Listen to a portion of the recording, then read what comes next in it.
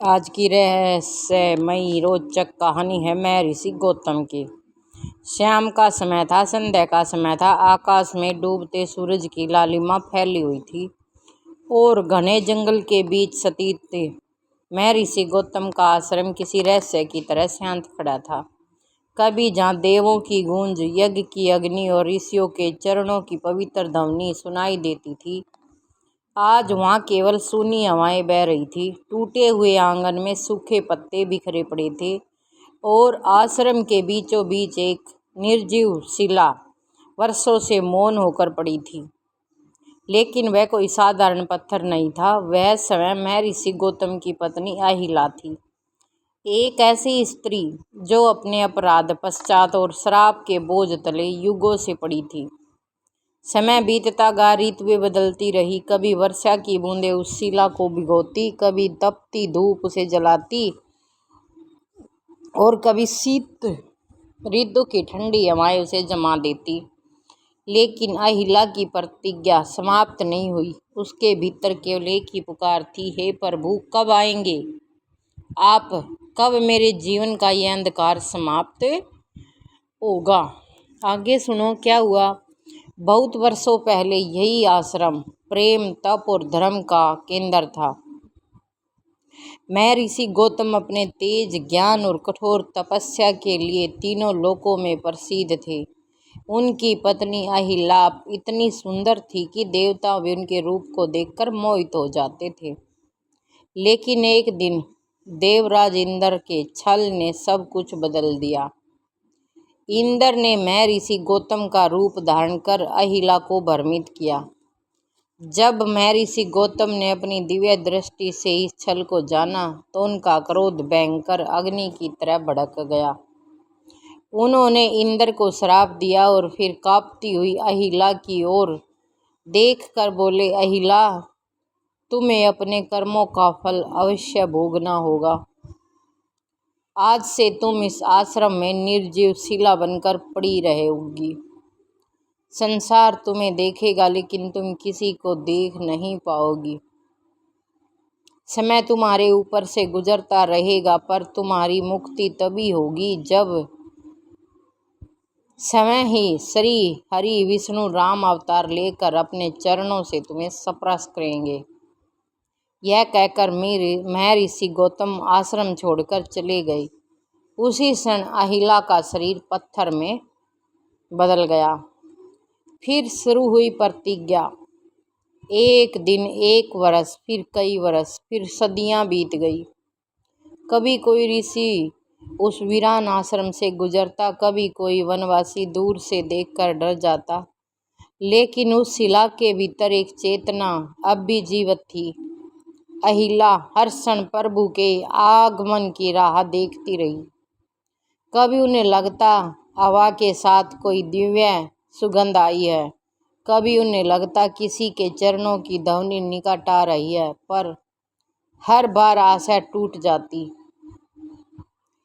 फिर भी उन्होंने प्रतिज्ञा नहीं छोड़ी। उनका पश्चाताप धीरे धीरे तपस्या में बदल चुका था।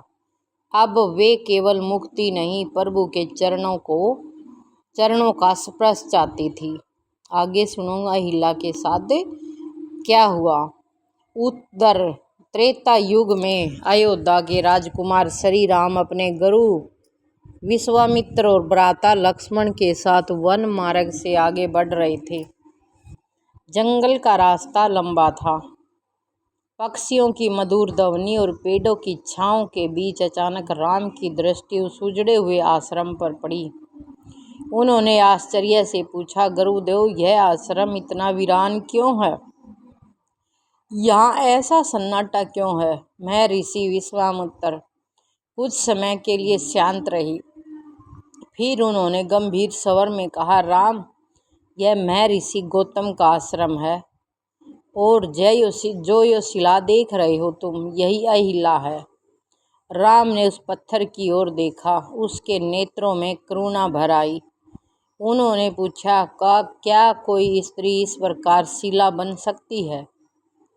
तभी विश्वामित्र ने पूरी कथा सुनाई। इंद्र का छल, गौतम ऋषि का क्रोध और वह कठोर श्राप। अंत में उन्होंने कहा, लेकिन एक भविष्यवाणी भी हुई थी। कहा गया था कि जब तुम यहाँ आ जाओगे और तुम्हारे चरण इस शिला को स्पर्श करेंगे, तभी अहिला की मुक्ति होगी। यह सुनते ही राम कुछ समय के लिए मौन हो गए। उनके हृदय में अपार करुणा उमड़ आई। उन्होंने उस शिला की ओर देखा, मानो भीतर छिपे वर्षों के दर्द को महसूस कर रहे हों। उसी समय शिला के भीतर सोई हुई चेतना कैसे जैसे जाग उठी।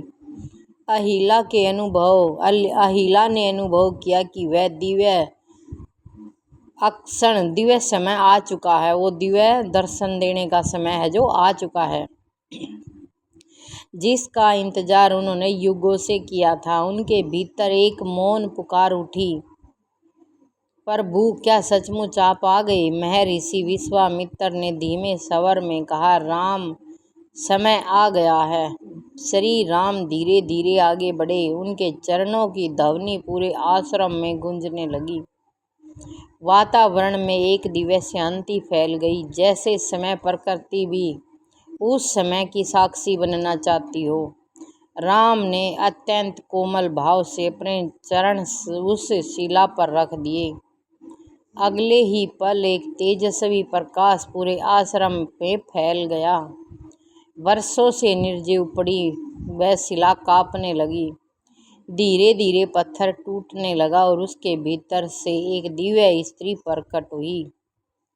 अहिला की आंखों से आंसुओं की धारा बह रही थी। उनके हाथ कांप रहे थे। वे श्री राम के चरणों में गिर पड़ी और रोते हुए बोली, प्रभु, आपने मेरा उद्धार कर दिया। युगों का अंधकार आज समाप्त हो गया।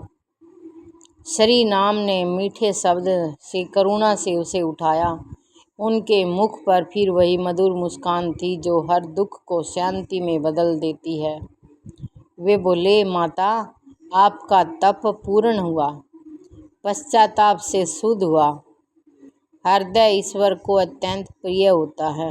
उसी समय आश्रम का वातावरण बदलने लगा। सूखे वृक्षों में हरियाली लौट आई। पक्षियों का कलरव सुनाई देने लगा। ऐसे लग रहा था मानो वर्षों की रुकी हुई जीवन की धारा फिर बहने लगी। तभी ऋषि गौतम भी वहां प्रकट हुए। उन्होंने अहिला को देखा। उनके नेत्रों में कठोरता नहीं, केवल शांति थी। अहिला हाथ जोड़कर रो पड़ी, ऋषिवर, यदि संभव हो तो मुझे माफ कर दीजिए। मैं ऋषि गौतम ने गहरी सांस ली और बोले, अहिला, वर्षों का तप आज पूर्ण हुआ है। प्रभु के चरणों ने सब शुद्ध कर दिया है। श्री राम दोनों को देखकर मुस्कुरा रहे थे। उन्होंने कहा, जहाँ सत्य हो वहाँ पश्चाताप हो और अक्षमा हो, वही धर्म की विजय होती है। उसी दिन केवल अहिला की ही मुक्त नहीं हुई थी, बल्कि संसार को एक महान संदेश मिला था। भगवान श्री राम ने यह सिखाया था कि ईश्वर दंड देने नहीं, उद्धार करने आते हैं। जो सच्चे मन से पश्चाताप करता है, प्रभु उसके सभी त्याग कभी त्यागते नहीं। वर्षों की प्रतिज्ञा, आंसू और तपस्या के बाद भी यदि हृदय में श्रद्धा बनी रहे तो एक दिन भगवान समय चलकर भगत के जीवन में